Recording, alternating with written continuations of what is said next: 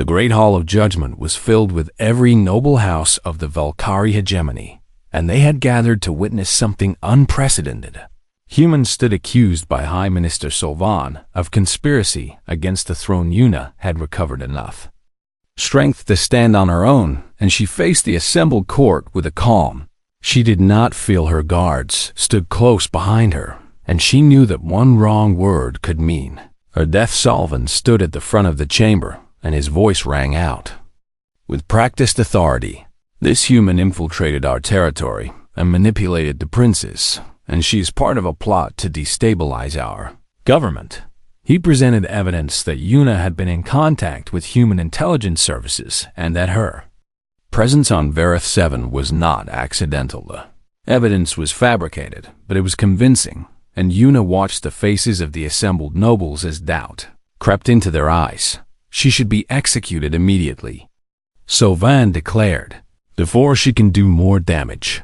Queen Valeth sat on her throne and watched the proceedings with an expression that revealed nothing. She had spent the past week investigating the assassination attempt, and Yuna knew that the Queen had found evidence of Sylvan's treachery, but politics among the Valkyrie were complicated, and even a queen could not simply accuse a high minister. Without proper procedure, Sylvan was playing a dangerous game, and he was betting that he could eliminate Yuna before the queen could act against him. Does the human wish to speak in her defense? The queen asked. Yuna stepped forward. I do. The chamber fell silent, and every eye turned to her. I am not a spy, she said. I am not an agent of any government, and I am not part of any plot. She looked at Sylvan, and her voice grew stronger. I am a salvager who lived alone on a frozen moon, and I saw a ship crash, and I went to help because that is what decent people do. Sylvan made a dismissive clicking sound. Pretty words from a creature whose species is known for deception. You want to talk about deception, Yuna said. Then let us talk about the real conspiracy here. She turned to face the queen. Your Majesty, I know you have been investigating the attack on your daughter, and I know you have found evidence that points to people in this very room. The chamber erupted in angry clicking and hissing. Sylvan's eyes narrowed dangerously. This is absurd, he said. She's trying to deflect attention from her own crimes. Am I? Yuna replied. Then explain why Commander Thal's soldiers knew exactly where to find the princes, and explain why they were ordered to leave no witnesses, and explain why their communication logs show direct contact with your office, High Minister. Sylvan's composure cracked for just a moment, and that moment was enough. Princess Sareth stepped forward from her place beside the throne. I invoke the ancient right of sworn protection, she announced. The chamber went utterly still. Yuna did not know what this meant, but from the shocked expressions around her, it was clearly significant. You cannot be serious, Sylvan said. I am completely serious, Sareth replied. This human saved my life at great cost to herself, and she fought alone against impossible odds, and she asked for nothing in return, and by our oldest laws, I claim her as my sworn protector. Queen Valeth rose from her throne. Daughter, do you understand what you are doing? And this bond has never been granted to an outsider in the entire history of our people. I understand perfectly, Sareth said. And I believe it is time our people learned that honor and courage are not limited to the Valkyrie. The queen studied her daughter for a long moment, and something passed between them that Yuna could not read. Then the queen turned to Yuna. Human, she said, my daughter has offered you a great honor, and if you accept, you will be bound to her service for the rest of your life, and you will be part of our world in a way no human has ever been. Yuna shook her head. I appreciate what the princess is trying to do, she said, but I do not want titles or honor or a place in your court, and I just want to go home. The chamber went silent again, and this time the silence was different. Sylvan's face twisted with confusion, and even Queen Valeth seemed taken aback. You refuse? The queen asked. I do not refuse to help Sareth if she ever needs me, Yuna said. But I refuse to accept a position I did not earn, and I refuse to stay somewhere. I do not belong, and all I want is my ship and permission to return to my moon." The queen descended from her throne and walked slowly toward Unop Close. Her ancient eyes were impossible to read. "In all my centuries of rule," she said quietly, "I have never met anyone who turned down power when it was offered. I am not interested in power." Una replied, "I never was." The queen was silent for a long moment. Then she did something that made every Valkyrie in the chamber gasp. She bowed her head to Una.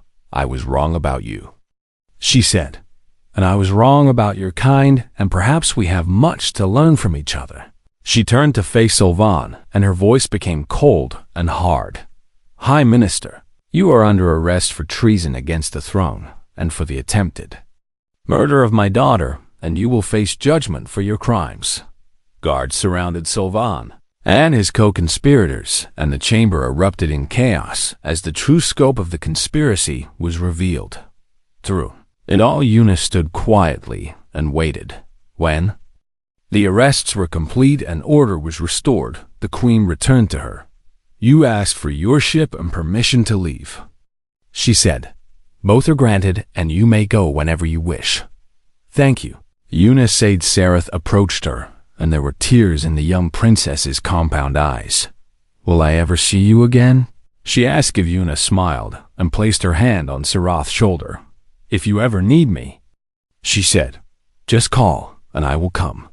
She turned and walked toward the door of the great hall, and the assembled nobles parted before Hera. The entrance, she paused and looked back. Queen Velith stood beside her daughter, and for the first time since Una had met her, the ancient monarch's face held something like warmth. "Travel safely, human," the queen said, "and know that you will always have a place among us if you ever change your mind." Una nodded and stepped through the door. A week later, she stood in the hangar bay of the royal palace and prepared to board her ship. Sareth was there to see her off, and the princess pressed a small device into her hand. "A communicator," she explained. "It will reach me anywhere in the galaxy. I will keep it with me always." Una promised. She climbed into her ship and powered up the engines, and as she lifted off, she saw Sareth waving from the hangar floor behind the princess. Queen Valeth watched with those ancient, unreadable eyes. Una set her course for Vera 7 and for the quiet isolation she had chosen years ago, but something had changed inside her, and she knew that the loneliness would not be as complete as it once was. She had found a friend in the most unlikely place, and she had changed how an entire civilization viewed her species. Not bad for a salvager from a forgotten moon. The stars stretched out before her, and somewhere among them, a young princess was already beginning to reshape her people's understanding of humanity. Una smiled and let the darkness of space embrace her. She was going home, and for the first time in years, the thought brought her peace. Una woke to the sound of clicking and humming that she did not recognize. She opened her eyes and found herself in a room unlike anything she had ever seen. The walls were made of something that looked like polished obsidian, and they curved upward to meet a ceiling that glowed with soft purple light. Medical equipment surrounded her bed, and the machines beeped and whirred in unfamiliar rhythm. She tried to sit up, but her body refused to cooperate. "Do not move," a voice said. "Your injuries were severe, and you nearly died 3 times during the journey here." Una turned her head and saw Valkyrie in medical robes standing beside her bed. The alien's compound eyes studied her with clinical detachment. "Where am I?" Una asked. "The Royal Medical Facility on Kethvara," the doctor replied. "The throne world of the Valkyrie hegemony." Una closed her eyes and let that information sink in. She was on the Valkyrie homeworld, and she was probably the first human to ever set foot here, and she had arrived as a patient rather than a diplomat. "The princess," she said. "Is she safe?" The doctor made a clicking sound that Una could not interpret. "Princess Sareth is unharmed, thanks to your actions, and she has been asking about you constantly." Before Una could respond, the door opened and 2 armored guards entered. "The human is awake," one of them announced. The queen will see her now. She is not ready to be moved. The doctor protested. The queen's orders are not negotiable. They lifted Yuna from her bed and placed her in a floating chair that moved on its own, and she was too weak to resist as they guided her through corridors of black stone and purple light. The palace was vast and alien and beautiful in a way that made Yuna feel very small. Every surface was carved with intricate patterns, and every room they passed through was filled with Valkyrie, who stopped to stare at the human in their midst. Their eyes held curiosity and suspicion and something that looked like hatred. Yuna understood humans were not welcome here, and her presence was an insult to everything. These people believed the throne room was the largest space Yuna had ever been inside, and the ceiling was so high that she could barely see it. Thousands of Valkyrie filled the chamber, and they stood in rigid formations according to their caste and rank. At the far end of the room, a massive throne rose from the floor like a mountain of black crystal. Queen Valith sat upon it, and she was ancient and terrifying and magnificent. Her exoskeleton was the color of deep space, and it was adorned with jewels and metals that caught the light and scattered it in rainbow patterns. Her eyes were larger than any Valkyrie Yuna had seen, and they held a cold intelligence that made Yuna's blood run cold.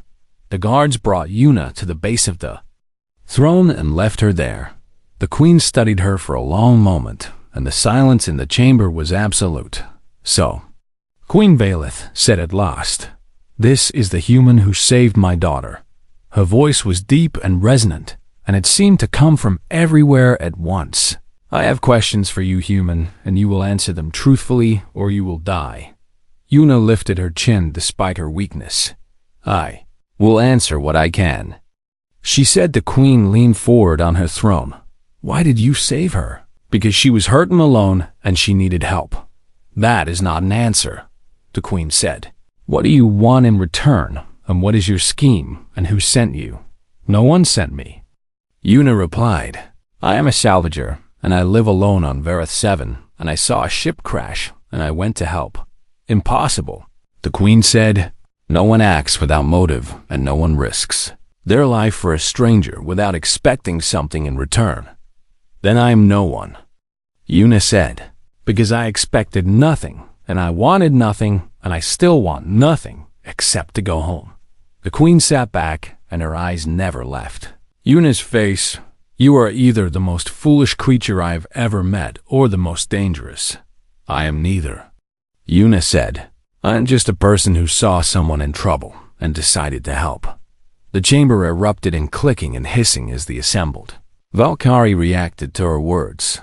The queen raised one clawed hand, and silence fell immediately. "You will remain here as my prisoner until I determine the truth," she said. "Take her away." The guards moved to collect Yuna, but before they could reach her, a voice rang out across the chamber. "Mother, wait." Princess Sareth pushed through the crowd and ran to Yuna's side. "You cannot imprison her," Sareth said.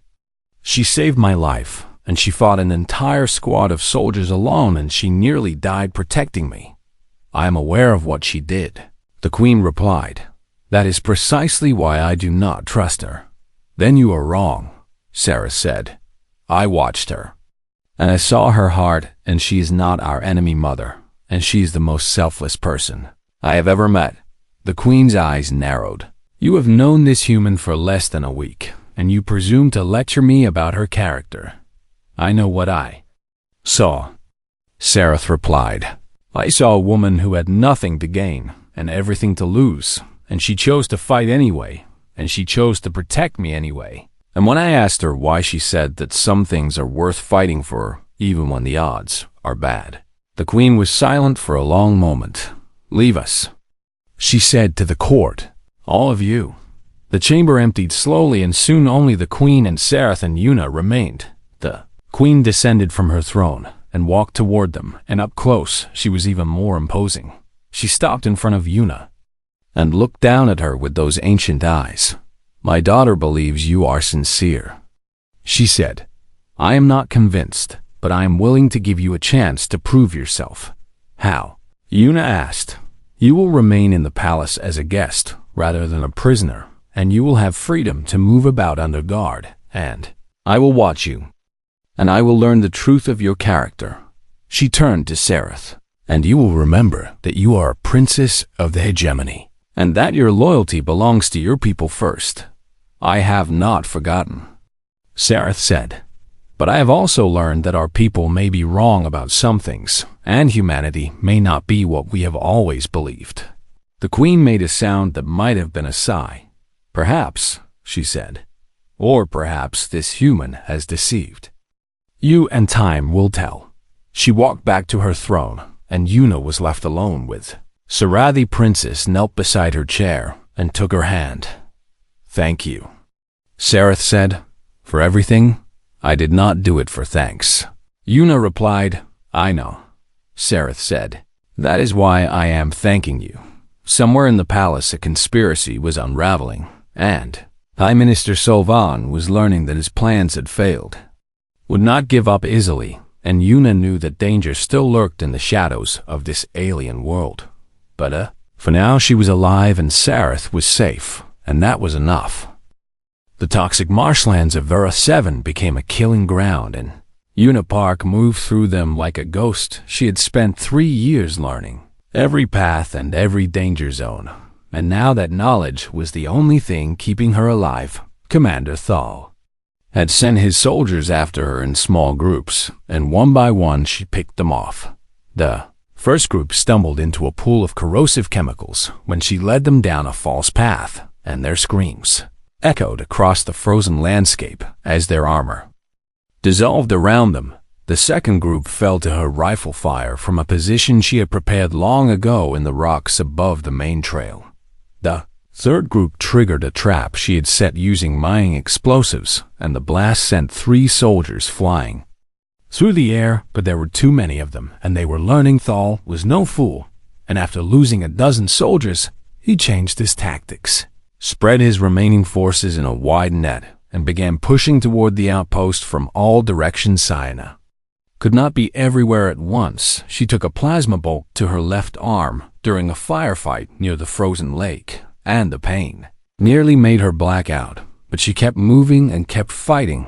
Another shot grazed her side as she retreated through a narrow canyon, and she could feel the blood soaking through her suit. She had killed perhaps 15 of them, but there were still at least 8 soldiers left, and Commander Thal himself. The sun was setting, and the temperature was dropping, and Yuna knew she could not last much longer. She made her way back toward the outpost, using paths that took her around the enemy positions. Her plan was simple and probably suicidal. She would draw them all to her and give Sereth a chance to escape in the crawler, but when she reached the outpost, she found that Sereth had not stayed hidden. The princess was at the communication console, and her claws moved frantically over the controls. "What are you doing?" Yuna demanded as she stumbled through the door. "Sending a message," Sereth replied without looking up. "I accessed what remained of my ship's communication array through a remote link, and I am using my royal authorization codes to contact my mother directly. Will it work? I do not know, but it is our only chance." Yuna collapsed into a chair and looked at her wounds. Arm was bad, and the side was worse, and she had lost a lot of blood. Sereth finished her transmission and turned to look at Yuna, and her compound eyes went wide. "You are injured," she said. "I noticed," Yuna replied with a weak smile. The princess moved to her side and examined the wounds with surprising gentleness. "You fought them alone," Sereth said. "All of them. Someone had to. You could have run, and you could have left me and saved yourself." Yuna shook her head. "That was never an option." Sereth was quiet for a moment, and when she spoke again, her voice was soft. "I have never met anyone like you," she said. "My people teach that humans are selfish and violent, and yet you have done nothing but protect me since the moment we met." Before Yuna could respond, the door exploded inward. Commander Thal strode through the smoke with his weapon raised, and 4 soldiers followed close behind. "Enough games," he said. "The princess comes with us." Yuna tried to stand, but her legs would not support her, and she fell back into the chair. Thal looked at her with something like contempt. You killed many of my soldiers, human, and I will admit I am impressed, but it was all for nothing. The message was sent. Sarah said, my mother knows everything, and if you kill me, you will be hunted across the galaxy. Thal clicked his mandibles in amusement. Your mother will receive a message explaining that human terrorists attacked your ship and killed you. And by the time anyone learns the truth, High Minister Sylvan will control the throne. He raised his weapon and pointed it at Yuna. First, I will kill your pet human while you watch, and then we will take our time with you, princess. Sarah stepped in front of Yuna. No, she said. If you want to kill her, you will have to kill me first. Thal hesitated, and that hesitation was all Yuna needed. She had been hiding a small plasma pistol in her sleeve, and she drew it now and fired in one smooth motion. The shot took Thal in the shoulder and spun him around, and Yuna launched herself at him with strength. Born of desperation, they crashed to the floor together, and Yuna fought like a wild animal. She was smaller and weaker and badly wounded, but she did not care. She bit and clawed and punched, and when Thal tried to bring his weapon around, she grabbed it and turned it toward him. The plasma bolt burned through his chest, and he went still beneath her. The other soldiers raised their weapons, but Yuna had already grabbed Thal's rifle, and she fired without aiming too. Soldiers fell, and the other two dove for Kaversarath, grabbed the weapon from one of the fallen soldiers, and stood beside Yuna. Together, the princess said they fought side by side in that small outpost, and something changed between them in those desperate moments. Yuna had never had a partner in combat, and Sareth had never fired a weapon in anger, that they moved like they had trained. Together for years, the last two soldiers fell, and then there was silence. Yuna dropped to her knees, and the rifle slipped from her fingers. She had nothing left, and her vision was going dark at the edges. Stay with me, Sareth said, and she caught Yuna before she could fall. Help is coming, and I can see ships entering the atmosphere. Yuna looked up through the shattered window and saw lights descending from the sky. These were different ships than before, and they were larger and bore the royal markings of the Valkyrie throne. Your mother, Yuna whispered. Yes, Sareth replied, and there were tears in her compound eyes. She came. Yuna smiled weakly. Good, she said. You are safe now. The darkness closed in, and Yuna felt herself falling. The last thing she heard was Sarath's voice calling her name and the sound of many footsteps approaching. She had done what she set out to do. The princess would live. Whatever happened next did not matter anymore. Yuna let go and surrendered to the darkness, and somewhere in the distance she thought she could hear her daughter laughing and calling her home. 3 days passed on Verith 7, and Yuna spent most of them at Sarath's bedside. Young princess was healing faster than Yuna had expected, and the cracks in her exoskeleton were already beginning to seal with new growth. Velgi was remarkable in its ability to repair damage, and Yuna found herself fascinated by the processoreth. Remained suspicious of her human caretaker at first, and she watched Yuna's every move with those large compound eyes that seemed to miss nothing. But as the days went on, and Yuna continued to treat her wounds and bring her food and sit with her during the long cold nights, the princess began to relax. You live here alone? Sareth asked on the third morning as Yuna checked her bandages. Yes, Yuna replied. For 3 years now. Why would anyone choose such isolation? Yuna was quiet for a moment, and her hands paused in their work.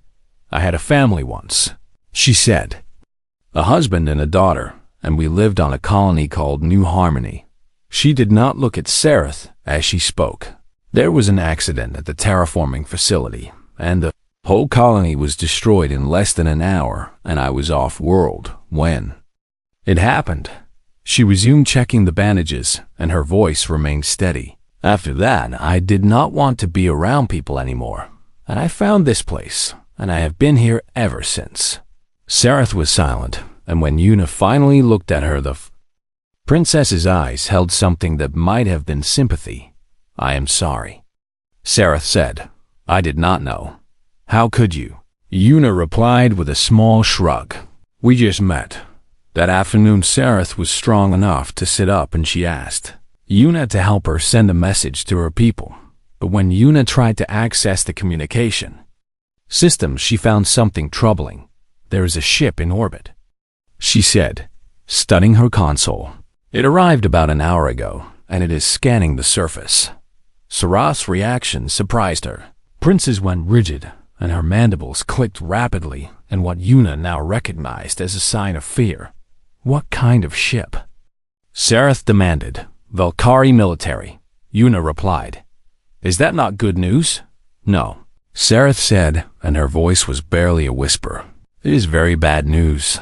She told Yuna everything. Then she explained that she had been traveling in secret to meet with representatives from a faction that opposed their mother's rule, and these were not rebels or traitors but Valkyrie, who believed the hegemony needed reform. Her mother, the queen, did not know about the brewing civil war, and Sareth had been trying to prevent bloodshed through quiet diplomacy. "Someone found out about my mission," Sareth said, "and they sabotaged my ship to kill me." "Who?" Yuna asked. "I do not know for certain, but I suspect High Minister Solvan, and he has always wanted more power, and my death would create chaos that he could exploit." Yuna looked at the scanner again, and the military ship was launching smaller vessels toward the surface. "If these are rescue ships, then why are you afraid?" she asked. "Because the only people who knew my route were Solvan's allies," Sareth replied.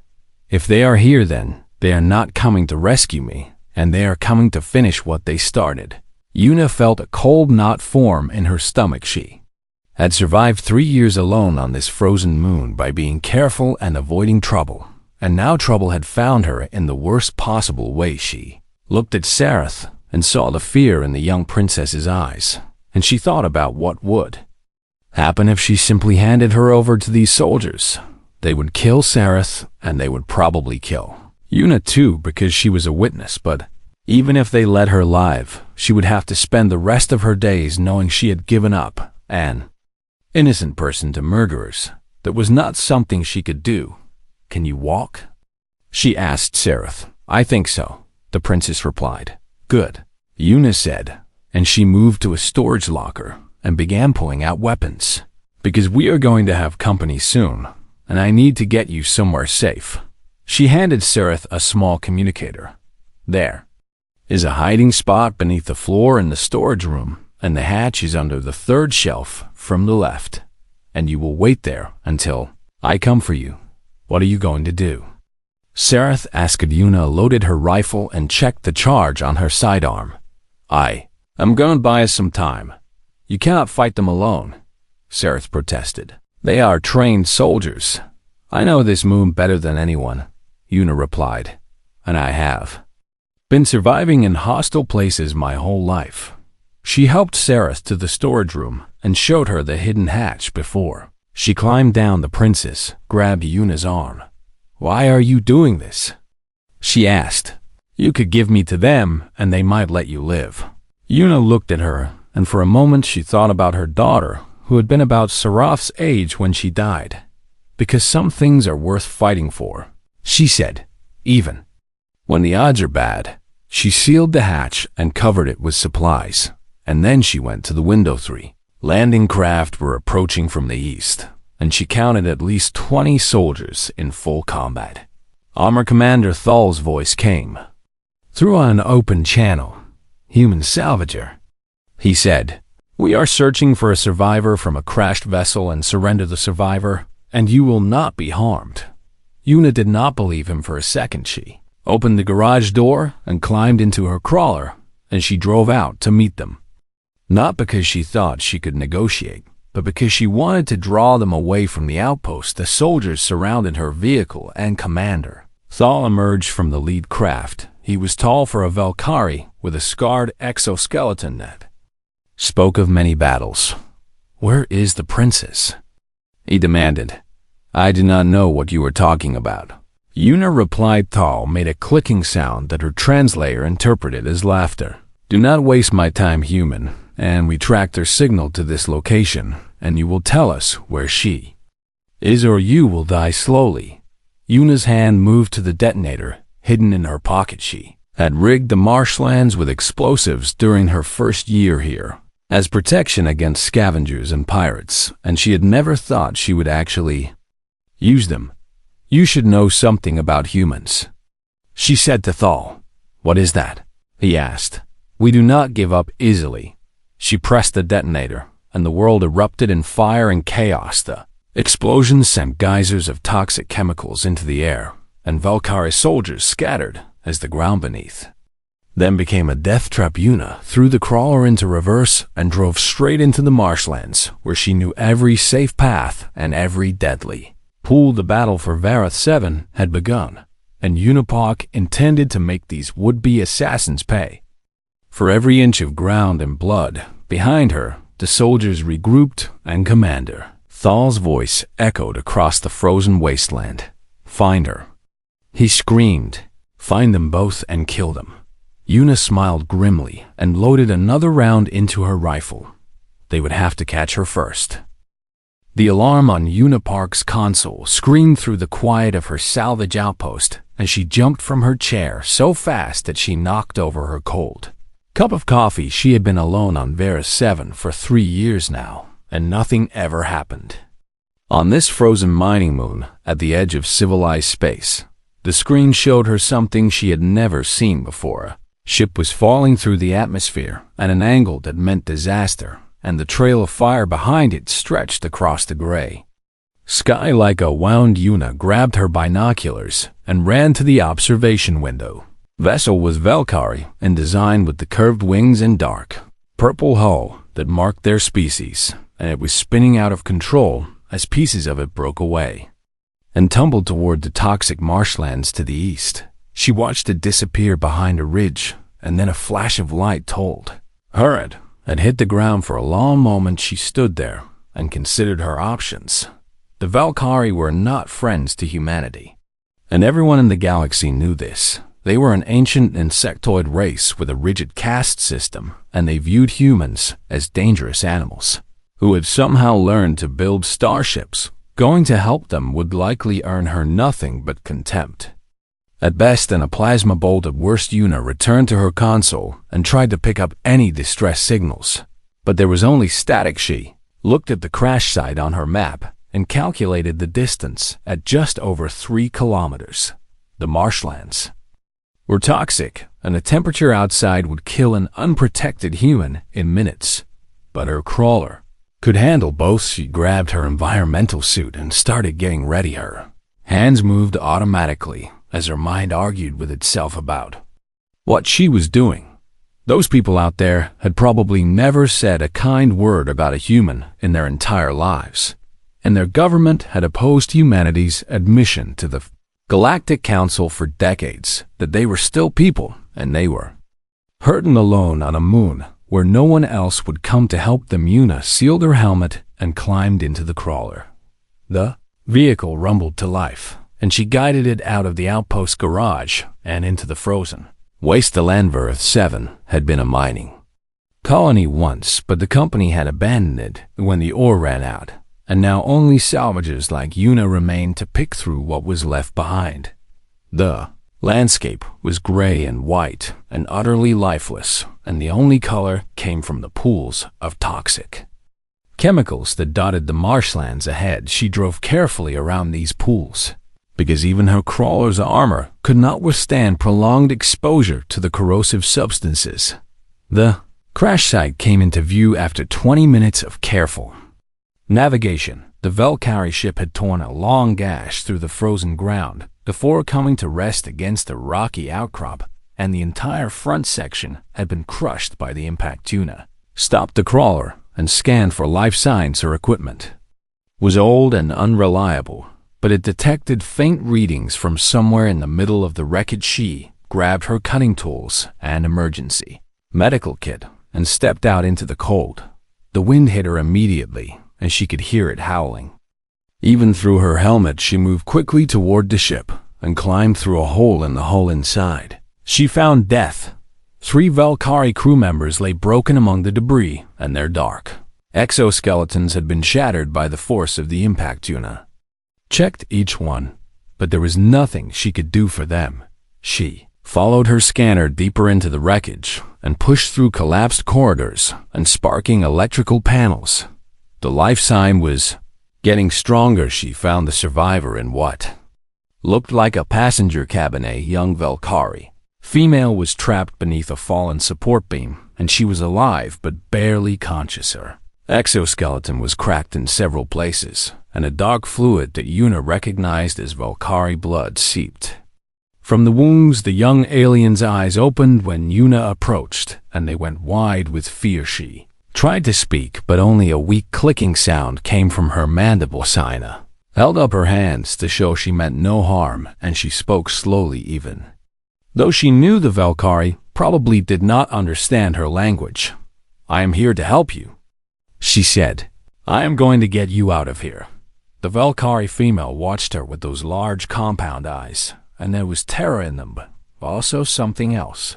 She was too weak to resist, even if she wanted to. Yuna used her cutting tool to slice through the support beam in sections, and she worked carefully to avoid causing more damage to the trapped alien. It took her nearly an hour to free the young female, and by the end her arms were shaking from the effort. She lifted the Valkyrie as gently as she could, and the alien was lighter than she expected. Young female made a sound that might have been pain or might have been protest, but she did not struggle as Yuna carried her back through the wreckage. Getting her into the crawler was difficult, but Yuna managed it, and she laid the injured alien on the back seat and covered her with a thermal blanket.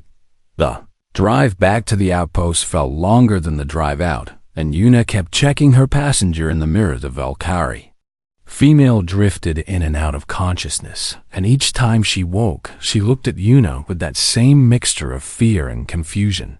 They reached the outpost as the sun was setting behind the distant mountains, and Yuna carried her patient inside and laid her on the medical bed in her small clinic. She had some experience treating alien species from her years as a salvager, and she had access to basic medical databases. But Valkyrie physiology was complex, and she was not sure she could help. She did her best. She cleaned the wounds and applied sealant to the cracks in the exoskeleton, and she set up N4 with fluids that her database said were compatible with Valkyrie biology. The young alien watched her work with eyes that never closed, and Yuna could feel that gaze on her back. Even when she turned away when she was finished, she pulled up a chair and sat beside the bed. "You are safe now," she said, knowing the alien probably could not understand her. "You need to rest." The Valkyrie female made a series of clicking sounds, and to Yuna's surprise, a translation came through her computer. Her patient was wearing a translator device that must have survived the crash. "Why?" the young alien asked. "Why did you save me?" Yuna thought about the question for a moment. "Because you needed help," she said simply. The Valkyrie stared at her, and there was something like disbelief in those compound eyes. "You are human," she said. "My people say humans are dangerous and cannot be trusted." Yuna shrugged. "Your people can say whatever they want," she replied. "But I found someone hurt and alone, and I was not going to leave her to die." The young alien was quiet for a long time. After that, Yuna checked her vital signs and adjusted the 4. And when she looked back at her patient, she saw that the Valkyrie was studying her with an intensity that made her uncomfortable. "I am Sareth," the alien said. "Finally, Yuna," she replied. "Yuna Park." She noticed something then that made her breath catch in her throat.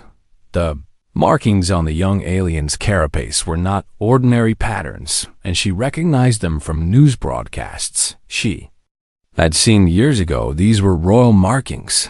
This young female was not just any Valkyrie survivor. She was a princess of the hegemony, and Yuna had just brought one of the most important beings in the galaxy into her small outpost on a forgotten moon.